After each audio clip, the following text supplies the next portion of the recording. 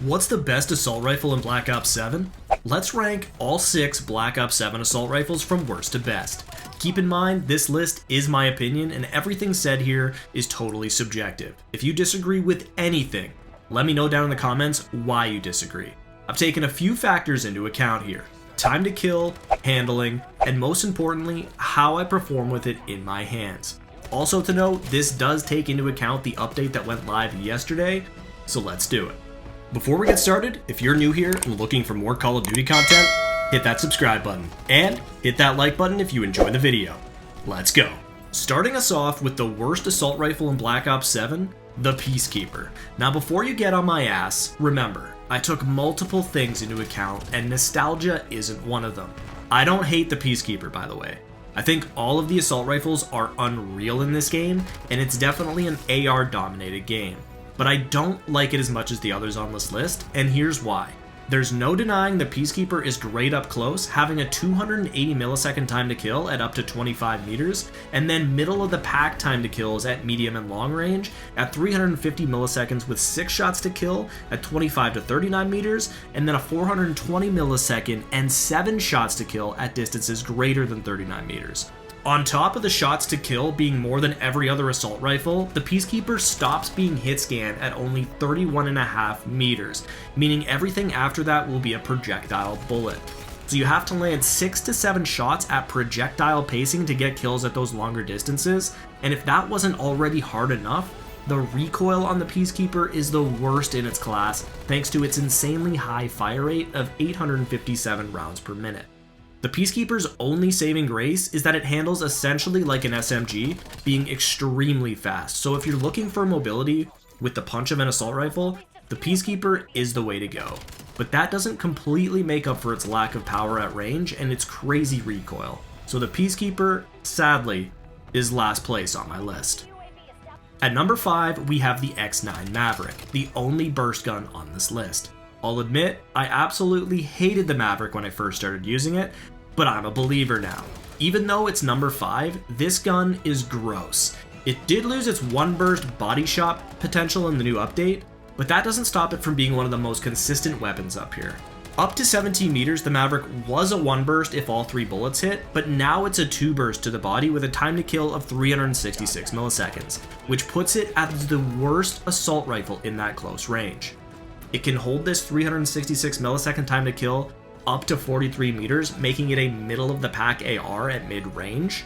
Where the Maverick has insane fall off is after 43 meters, where it becomes a 488 millisecond time to kill, which is the worst in the AR category at those longer ranges, even after all the nerfs. It still has 2 burst potential, but since it'll be a projectile at those longer ranges, it'll be harder to land those shots at that long range. In terms of handling and movement, the Maverick is pretty middle of the pack. It has the slowest reload speed and the slowest ADS speed, but its movement along with its sprint, slide, and dive to fire speeds are all quite quick for the AR class. I really do like the Maverick. I generally don't lean towards burst weapons that much anymore. I find them very inconsistent, and that's my issue with the Maverick. It just lost its one burst potential with no headshots, so I can't find that one burst consistency, and by the time you get to that second burst, there's a chance you're already dead. So it comes in at number 5 here. At number 4, we have the MXR-17. This is the slow fire rate, high power assault rifle. There's always one, and it's always good. The MXR-17 is no different. Time to kill wise, it's actually pretty average, carrying a 360 millisecond time to kill, all the way up to 52 meters. It's a consistent 4-shot kill at that range as well, making it very reliable and a consistent weapon at those ranges. Up close, it's the worst performing assault rifle, which is no surprise. The slow fire rate ARs usually are. So if you can avoid gunfights between 1 and 20 meters with this, you're going to excel.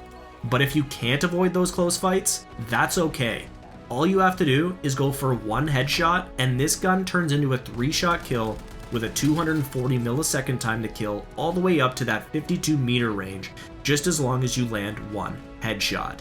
When you land headshots with this gun, you will feel like you're zapping people, and you might feel like you have insta-kill equipped. It's that good. Handling and mobility wise, the MXR-17 is very average, being a little on the slower side in all aspects, which again is to be expected for this type of assault rifle. So even though the MXR-17 appears to have pretty average stats across the board, that headshot multiplier makes this thing an absolute beast of a weapon and so much fun to use. Don't be surprised if there is a headshot multiplier nerf on the ARs, because it makes the MXR-17 godly, and it can feel broken when you land those headshots. But without that multiplier, it's a very average weapon across the board, so that's why it takes the 4th spot. In 3rd place, we have the DS20 Mirage. This is my favorite gun to use right now, and for no specific reason. It just feels really, really good in my hands, which is weird because it has the worst time to kill stats between 20 and 40 meters at 384 milliseconds.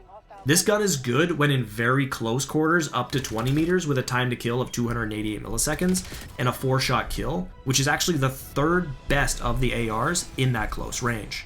But after 44 meters, it has the 2nd best time to kill beyond that range at 384 milliseconds and a 5-shot kill.